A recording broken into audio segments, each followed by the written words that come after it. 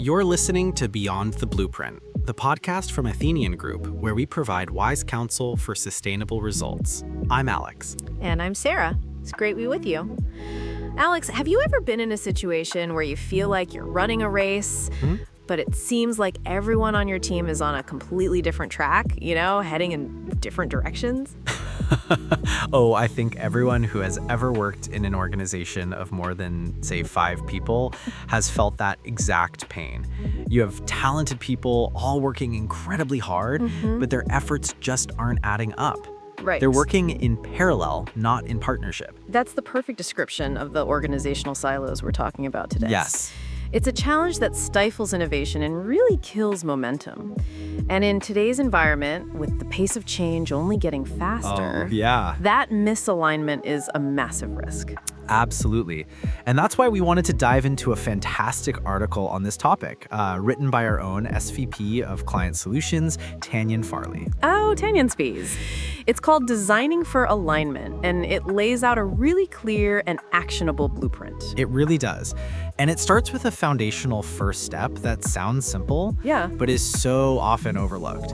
Recommit to a shared vision.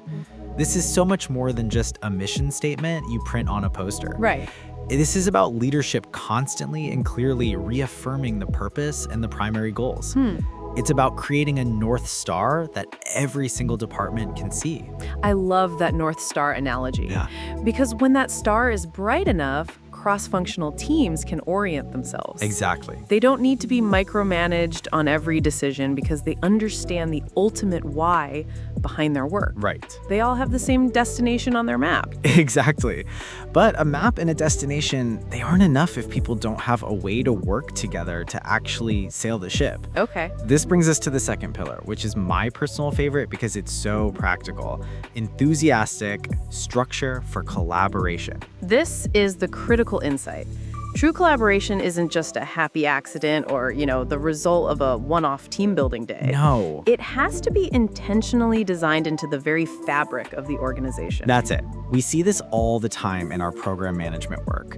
You can't just throw a new piece of technology at a company and hope it works. Right. You have to build the human systems around it. Tanyan's article talks about creating cross-departmental working groups and feedback loops that transcend the usual hierarchy. And that's where the magic happens. When the finance person, the IT specialist, and the end user from operations are all in a room from day one, solving a problem together. Wow, yeah. You're not just avoiding future issues, you're actively building a stronger, more integrated organization. Yes. You're designing the alignment. Which flows perfectly into the third and final pillar. Make iteration part of the culture. This one feels so crucial for long-term success. Totally. It's the shift away from that one-and-done project mentality. The most resilient and innovative organizations know that no solution is ever final. They embrace the idea of learning through doing. The project launch isn't the finish line. No. It's the starting line for the next phase of improvement. It fosters a culture of humility and curiosity. I love that. Where teams aren't afraid to say, hey, version 1 is good, but how can we, together, make version 2 even better? And that is the very definition of sustainable results. It's not about some temporary fix. Right. It's about building the cultural muscle for continuous improvement.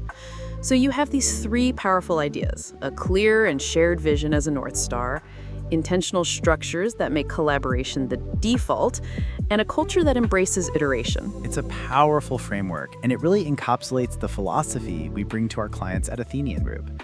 Transformation doesn't happen in isolation.